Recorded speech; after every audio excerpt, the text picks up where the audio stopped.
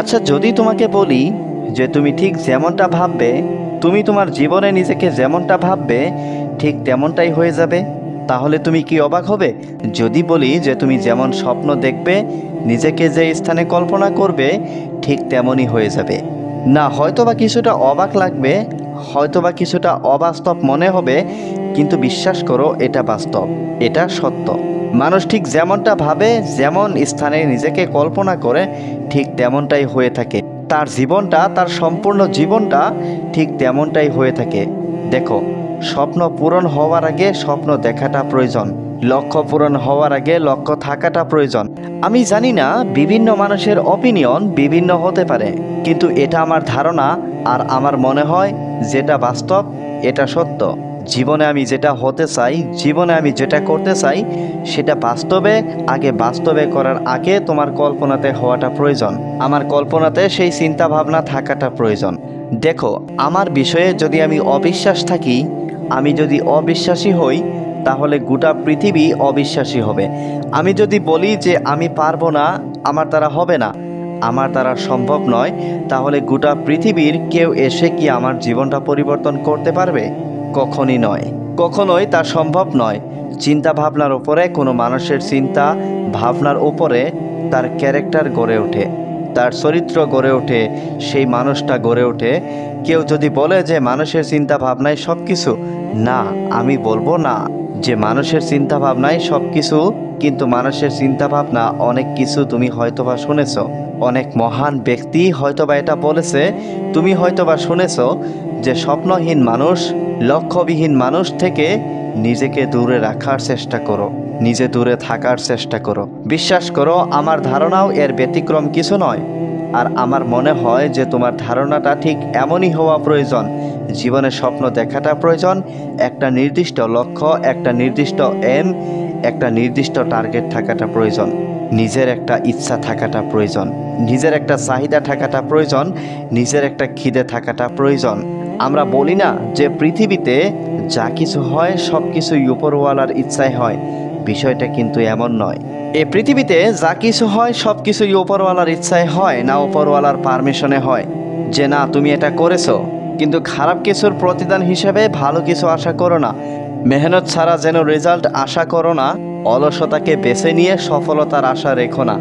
আমাদের খুব বাজে একটা কনসেপ্ট আছে যে আজ নয় কাল থেকে শুরু করব, কাল থেকে সমস্ত কিছু ছেড়ে দিয়ে একদম কাল থেকে নিজেকে পরিবর্তন করে ফেলবো, সব কিছু পরিবর্তন করে ফেলবো। আর যদি সেটা কাল থেকে হয়, তাহলে আজ থেকে কেন নয়, এখন থেকে কেন নয়? কখনো কি এমনভাবে চিন্তা করা যায় না যে না, আজ থেকে এখন থেকেই শুরু করব? দেখো, আমার এটা ধারণা যে একজন মানুষ সম্পূর্ণরূপে পারফেক্ট হতে পারে না। তুমি যেমন জীবন কাটাতে চাইছো ঠিক তেমনটা সম্পূর্ণরূপে তেমনটা হবে না। কিন্তু হ্যাঁ, প্রতিবার যখন আমরা লাইন থেকে বেরিয়ে যাব, তখন আবার নিজেকে লাইনে পুশ করার চেষ্টা করতে হবে। যখন ভুল পথে এগোবা, তখন আবার সঠিক পথে ফিরিয়ে আনতে হবে। সময় অপচয় হওয়ার পরে আফসোস করাটা প্রয়োজন, আফসোস হওয়াটা প্রয়োজন। আমি জানি না তুমি বিশ্বাস করো কি না, কিন্তু এটা বাস্তব যে একজন মানুষের অনুশোচনা জাহির করে তার মেন্টালিটিটা কেমন। কোনো মানুষ যদি খারাপ কাজ করার জন্য, খারাপ কাজের সাথে যুক্ত হওয়ার জন্য অনুশোচনা প্রকাশ করে, তাহলে এটা একজন মানুষের সঠিক মেন্টালিটিকে প্রকাশ করে। কোনো মানুষ যদি সময় অপচয় করার জন্য অনুশোচনা প্রকাশ করে, তাহলে এটা একজন মানুষের সঠিক মেন্টালিটিকে প্রকাশ করে। জীবনে অনেক সময় হয়তোবা শুনে থাকবে, অনেক সময় হয়তোবা শুনে থাকবে মানুষ বলছে, তোমার আশেপাশের মানুষগুলো বলছে যে এই বয়সে এনজয় করাটা গুরুত্বপূর্ণ, যাতে কিছু বছর পরে গিয়ে আফসোস না হয় যে আমার হাতে সময় ছিল কিন্তু আমি আনন্দ করি নাই। এটা একজন মানুষের ধারণা হতে পারে, কিন্তু ধারণাটা একটু ভিন্ন হতে পারে যে আফসোস এটার জন্য হবে না আমি সেই সময় এনজয় করিনি এটার জন্য কতটা আফসোস হবে আমি জানি না, কিন্তু এটার জন্য 200% আফসোস হবে যে আমি সেই সময়টাকে কাজে লাগাইনি। কাজে তুমি তোমার বাবা মা পরিবারের সকল মানুষকে জিজ্ঞাসা করো যাদের জীবনে ঘাটতি অপূর্ণতা থেকে গিয়েছে, তাদেরকে জিজ্ঞাসা করো, তারা প্রত্যেকেই বলবে যে সেই সময়টা আমাদের কাছে খুবই গুরুত্বপূর্ণ ছিল।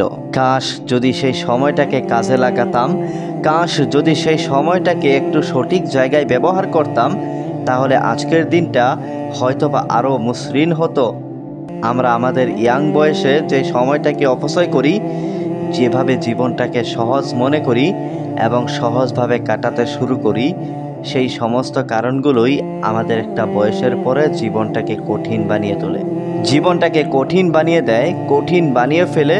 দেখো, অভিযোগ দেওয়া যায়, অভিযোগ দেওয়া যেতে পারে। আমরা অন্যদেরকে অনেকভাবে অভিযুক্ত করতে পারি। সেটা যে কেউ হতে পারে, হতে পারে আমাদের শিক্ষক, আমাদের পরিবার, আমাদের আশেপাশের মানুষজন। কিন্তু একটা নির্দিষ্ট সময় পরে মনে হবে যে সমস্ত কিছু তো আমার নিয়ন্ত্রণে ছিল, আমার জীবনের বেশিরভাগটাই তো আমার কন্ট্রোলে ছিল। তাহলে কেন আমি আমার জীবনটাকে নিজের মতো করে কাটাইনি? সিদ্ধান্তটা তোমার হওয়াটা প্রয়োজন, যেহেতু জীবনটা তোমার। সময়ের সঠিক ব্যবহার করাটা প্রয়োজন। যারা তোমার মূল্যবান সময়কে এমনভাবে অপচয় করতে চায়, যাদের থেকে একটু দূরে থাকার চেষ্টা করো। যারা সময়ের অপচয়কে খুব ভালো মনে করে, তাদের চিন্তা ভাবনার সাথে নিজের চিন্তা ভাবনাকে গুলিয়ে ফেলো না। মনে রেখো, মানুষ মন থেকে মজবুত হয়, মানুষ মস্তিষ্ক থেকে শক্ত হয়। লাইফে একটা ডিসিপ্লিন থাকাটা জরুরি। আমাদের কাছে মনে হয় যে ডিসিপ্লিন মানে বোরিং, আমরা যখন যেটা ইচ্ছা হচ্ছে তখন সেটা করব। বিষয়টা এমন নয়।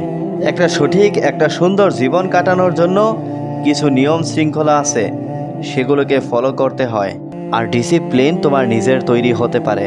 তুমি তোমার শিডিউলটাকে নিজের মতো করে সাজাতে পারো এবং সেটা আগে পিছু হতে পারে। খেয়াল রেখো যে আজকের দিনের জন্য যেন আগামীতে আফসোস না হয়। খেয়াল রেখো যেন অলস মানুষদের মতো চিন্তা ভাবনা না হয়, যে না আজ নয় কাল থেকে করব, কাল থেকে নিজের জীবন একদম সম্পূর্ণ পরিবর্তন করে ফেলবো। কাল কখনো আসে না, কাল কখনো আসবেও না। কাল আসতে আসতে সেটা আজ হয়ে যায়। তুমি কি এটা দেখো না? এটা কি বুঝো না? অবশ্যই আমরা বুঝি। তুমি কি এটা দেখো না? এটা কি বুঝো না? অবশ্যই আমরা বুঝি। আমরা বুঝেও নিজেই নিজেদেরকে ভুল বুঝাই। কিন্তু কতদিন নিজেরাই নিজেদেরকে ভুল বুঝাবো? তুমি কি এটা দেখো না? এটা কি বুঝো না? অবশ্যই আমরা বুঝি। আমরা বুঝেও নিজেই নিজেদেরকে ভুল বুঝাই। কিন্তু কতদিন নিজেরাই নিজেদেরকে ভুল বুঝাবো? এটাতে লাভটা কোথায় জানো? মানুষের নিজের থেকে বড় কোনো শত্রু নেই। হ্যাঁ, নিজের থেকে বড় কোনো শত্রু নেই আমাদের সব থেকে বড় শত্রু আমরা নিজেরাই। দয়া করে নিজেকে বোঝার চেষ্টা করো।